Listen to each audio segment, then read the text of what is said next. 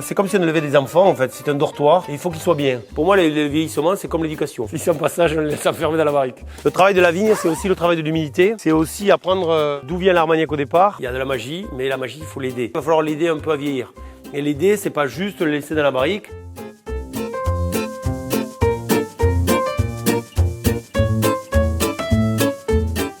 Aujourd'hui, on a la chance d'être reçu par Vincent de l'Encantada. Vincent, c'est un type incontournable dans l'Armagnac. Il a les clés de tous les chais, il va dénicher les petits trésors, les petites pépites, celles qui nous sont impossibles d'avoir accès normalement. Il nous a réservé une pépite qui va être vraiment magnifique. Je vous préviens d'emblée, il n'y en aura pas pour tout le monde. Alors clique vite sur le lien dans la bio pour rejoindre la liste d'attente. Tiens, je vais te montrer les vignes. Donc c'est un beau projet parce que c'est un projet de copains. Voilà, on a planté les arbres, on a grillagé, on a fait ça sur des petites corvées le week-end. On peut mettre beaucoup d'énergie à la vigne et des fois on n'a pas de chance. C'est vraiment l'école de la vie aussi, la vigne. On peut jouer un peu influer, mais c'est quand même la nature qui décide à la fin, quoi. Mettre les moutons au milieu des vignes, c'est pas banal. Ça coule sur le bon sens, ça permet de nourrir les moutons. Et nous, on économise un broyage sur les vignes. C'est gagnant-gagnant en fait.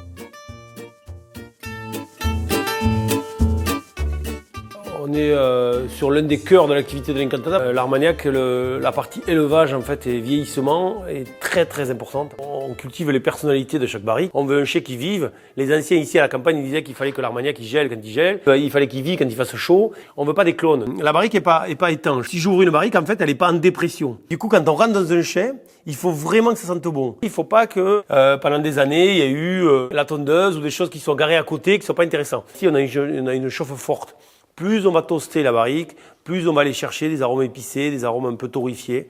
Plus c'est en bas, plus on va aller chercher le côté un peu plus la fraîcheur en termes de température et parfois aussi le côté humide. Plus c'est chaud, plus en fait on va aller vieillir un peu plus vite. C'est-à-dire par contre on risque aussi d'assécher les barriques. Et l'idée c'est pas juste le laisser dans la barrique, fermer la porte du chai, le laisser 10 ans et revenir une fois par an pour faire l'inventaire. C'est peut-être aussi le surveiller, regarder l'élevage, regarder si on change de barrique, regarder si l'Armagnac il prend pas un mauvais goût. L'Armagnac, il y a de la magie, mais la magie, il faut l'aider. Le meilleur Armagnac, quand on te pose la question, c'est celui qui te donne des émotions. C'est peut-être pas le même que le tien, que celui de mon voisin. Le plus beau métier du monde, ouais, bien sûr que là, on a un métier où il faut goûter, il faut tester, il faut ressentir. C'est comme si on élevait des enfants, en fait. C'est un dortoir. Il faut que tout le monde soit dans de bonnes conditions pour qu'ils se révèlent et qu'on arrive à bien les éduquer. Si jamais on a bien fait le job, on a des bonnes bases et on a des valeurs. Si c'est un passage, on le laisse enfermer dans la barrique.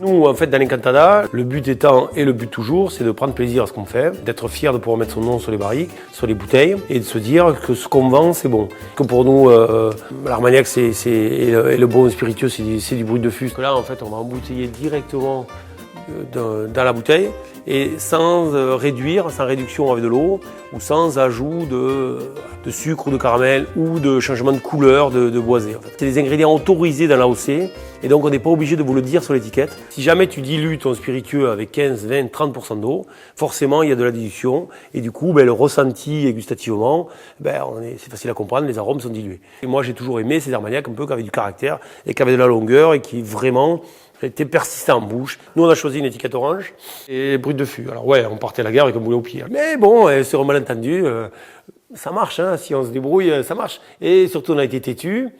On est resté ténius. On n'est pas assis surtout pas sur la Ténarès, sur le bas Armagnac, sur les terroirs. De toute façon, c'est ce qui fait la richesse de l'Armagnac, d'avoir plein de petits domaines différents qui ont chacun un style différent. Là, on est sur quel cépage, domaine? Du Baco. Du Baco. Que du Baco. Tu vois, d'habitude, le Baco, c'est plus grossier. Là, tandis que là, c'est très fin. Ce côté noyau, pêche, là, vraiment. Mais celui-là, il a une longueur en bouche qui est assez dingue. Hein. Là, tu peux prendre ça, tu auras ça devant le match de rugby. Même si à la fin, on a pris 20 pions comme le week-end dernier, c'est pas grave. Hein. Tout va bien, hein. Ça va aller, ça nous réconforte. Hein. Si je suis honnête avec toi, moi, je pense que l'Armagnac, on restera toujours un peu quelque chose à part, déjà parce qu'on est des Gascons. Et que les Gascons, je pense, on est trop compliqués. On est des gens de caractère, comme partout, mais trop compliqués et qui sont meilleurs pour aimer nos produits que pour les commercialiser. Je suis persuadé qu'on n'aura jamais de grosses marques ici, nous, qui seront capables de nous amener très loin, comme dans d'autres appellations, comme Cognac par exemple. Je crois pas qu'il y ait un alcool qui soit aussi artisanal que l'Armagnac. Quand on a créé l'Encantada, on a créé l'Armagnac en 2011 avec 4 copains. On avait tous un métier différent et on achetait comme ça des bouteilles en brut de fût. Et j'emmenais des copains comme ça. Et un jour, il y a un domaine qui nous a dit je vais être obligé de vendre mon stock. C'était un crève-cœur parce qu'en fait, on voulait pas que ces Armagnacs soient mélangés dans notre barriques avec nos 4 compères. On s'est dit on va acheter les barriques.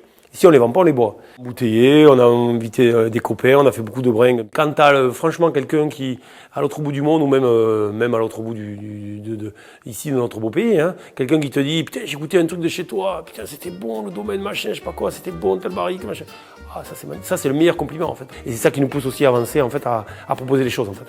Grâce à Vincent de l'Encantada, on vient de vivre un moment magnifique. On a pu goûter des dizaines d'Armagnacs différents et choisir quelque chose de vraiment exceptionnel. Donc je vous invite à vite cliquer sur le lien dans la bio pour rejoindre la liste d'attente si vous voulez avoir le privilège d'y goûter.